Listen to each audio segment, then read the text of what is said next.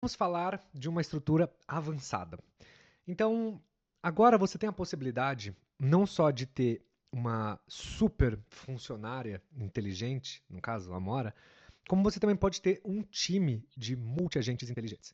Essa é uma aula um pouco mais avançada, então a minha recomendação para você entrar nesse módulo é a seguinte. O que eu recomendo é que primeiro você domine o uso do seu agente no dia a dia. Então, ao longo do tempo, pelo menos durante umas 7, 10 dias é o tempo que seu agente vai demorar para entender a sua operação, seu trabalho, para entender quem é você, para você instalar todas as skills, né, as habilidades, para você ir configurando as coisas, para você ir acertando tudo. Então, assim, tem uma curva de aprendizado igual qualquer funcionário que você contratar na sua vida. Então, por mais que ele seja super inteligente, o que muda na prática de você contratar um funcionário é que de vez ele demorar 30, 45, 60 dias para rampar, você rampa ele em 7 dias. Mas você tem que passar por essa jornada. Se você tentar, desde o primeiro dia, criar uma estrutura de multi-agente, o problema é que seus agentes não vão ter muito contexto, não vão ter muitas memórias, eles não vão ter muita clareza de quem é você. Então, como você viu nas outras aulas, se você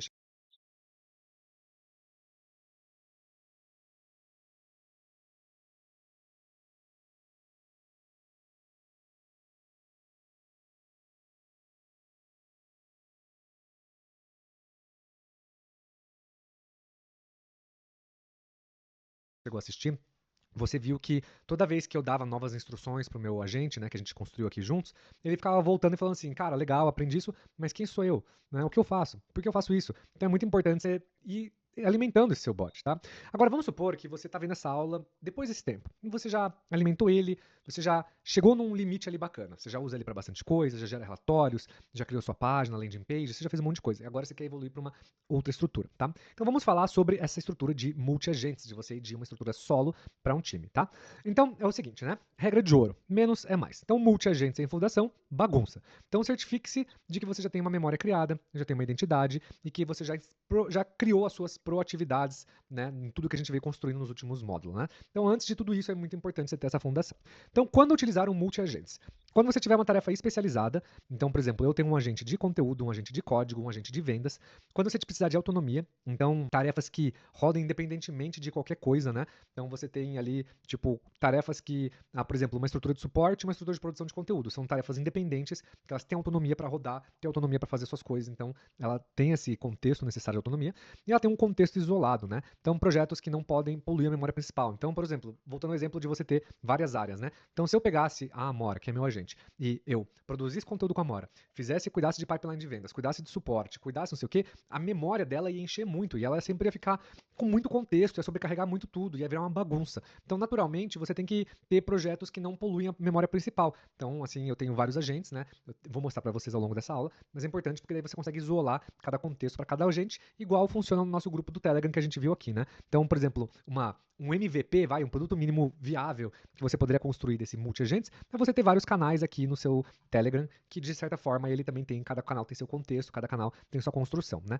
Mas aqui, no caso, é ter os agentes, tá? Agora, quando não usar multi-agentes, se um agente mais skills resolvem tudo o que você precisa hoje em dia, não crie multi-agentes, porque você só vai criar uma camada de complexidade sem você precisar dela de fato, tá? Sem clareza. Se você não sabe exatamente o que cada agente vai fazer, não crie ainda, porque você só vai ter um trabalho maior também.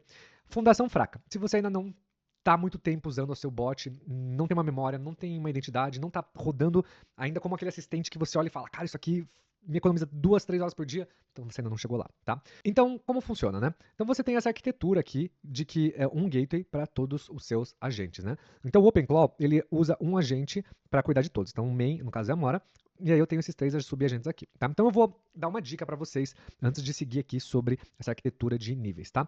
A dica que eu dou para vocês é a seguinte: eu tenho aqui um agente que é o. Onde está meu agente? Não, não é o Master Planner, é o Orchestrator. Aqui, ó. Então, eu tenho o Orchestrator, tá? Então, ó, o que você faz, Orchestrator? Então, o que eu fiz? Eu criei um canal no Telegram, que é um agente isolado, especializado, com a sua própria memória, com o seu próprio soul, com o seu próprio tudo, que a função dele é criar agentes ou matar agentes, né? Então, olha só, ele basicamente cria qualquer coisa. Então, quando eu preciso criar um agente, eu criei um agente criador de agentes.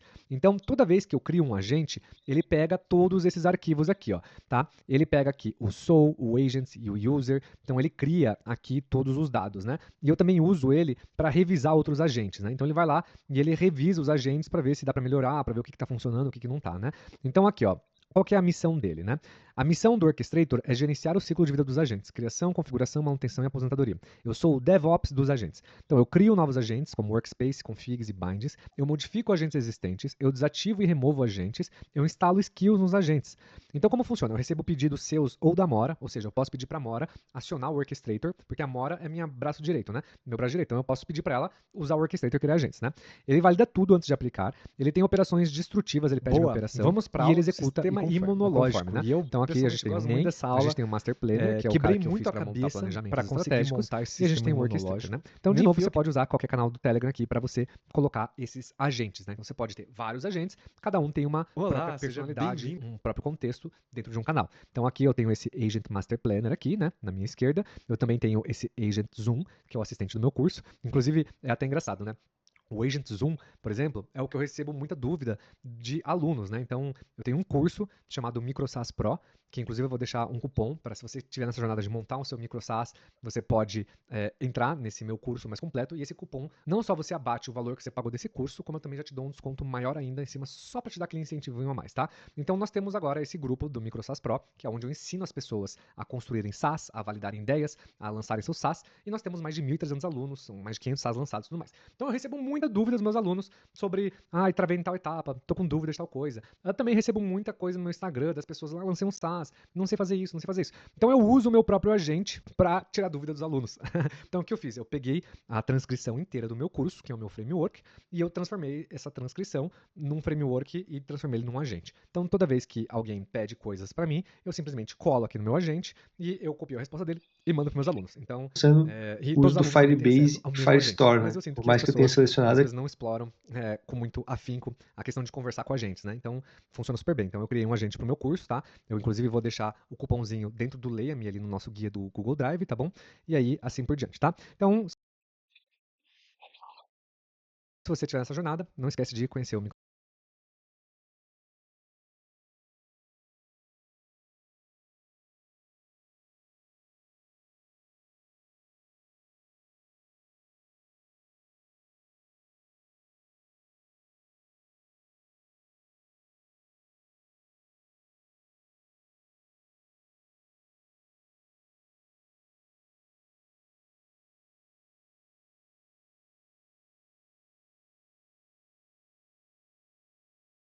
Olá, seja bem-vindo ao nosso mini curso. Que prazer te ter aqui. Eu sou o Bruno Okamoto e dentro desse mini curso eu vou te ensinar a você montar o seu super agente e você ganhar superpoderes. É bizarro esse momento da história que a gente está vivendo em 2026 e a possibilidade de você ter um funcionário super inteligente.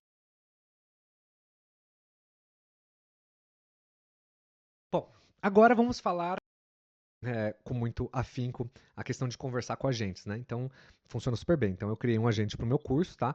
Eu, inclusive, vou deixar o cupomzinho dentro do Leia-me ali no nosso guia do Google Drive, tá bom? E aí, assim por diante, tá? Então, se você estiver nessa jornada, não esquece de conhecer o MicroSAS Pro. Então, voltando aqui, né, para a nossa ideia, você pode ter, então, um agente para cada canal desse, tá? Assim como você também não precisa. De novo, se você não tem muita coisa, não faz sentido você ter múltiplos agentes, porque no final das contas vale a pena você consolidar a memória dentro do seu agente principal.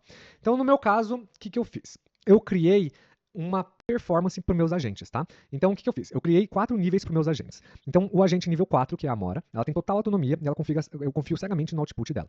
Eu tenho o Operator, que ele tem uma autonomia parcial, que ele pode executar sem pedir, mas eu preciso revisar tudo que ele faz. Eu tenho o Contribuidor, que ele executa tarefas simples, mas ele pede confirmações de mudanças. E eu tenho o Observer, que ele apenas lê e o output é revisado por mim, tá? Então, eu criei essa categoria aqui de níveis de agentes, porque dessa forma eu consigo guiar os meus agentes e dar níveis para ele. Eu também consigo promover um agente ou demover um agente, né? Então, eu ainda vou falar sobre o controle de missão, mas eu só vou abrir aqui aqui para mostrar para vocês essa questão dos agentes, né? Então aqui eu tenho esses vários agentes aqui, e aí cada agente ele tem aqui, né, um nível de aprendiz, um competente, um especialista e um mestre, né? Então a Amora, né, minha agente principal, meu braço direito, ela é mestre, e aí eu tenho o Planner, que ele é o especialista em planejar tudo, né, que é aquele no Telegram do Master Planner, né? E aí eu tenho esses aqui, ó, o Zoom, por exemplo, eu tenho o Orchestrator de criar agentes. Então, por exemplo, eu posso promover esse bot, falar assim, cara, você tem feito um trabalho excelente, como também eu posso pedir pra Amora promover o bot, né? Então o que acontece? A Amora, ela fica sempre analisando os meus bots, né? Então toda semana ela revisa a performance dele. Então se o bot fez um bom trabalho, ela promove ele. Se ela fez um trabalho ruim, porque ele começou, por exemplo, a entregar muita coisa rápida, a fazer tudo, ele desce um nível, né? Então, por exemplo, ó, o meu Content Agent do Bruno, ele começou com um nível 2, subiu pra 3, depois caiu pra 2, quando começou a rushar o conteúdo e deixou de me entregar uma qualidade, né? Então, como que a Amora avalia eles? A Amora avalia tanto porque ela revisa a memória desses agentes,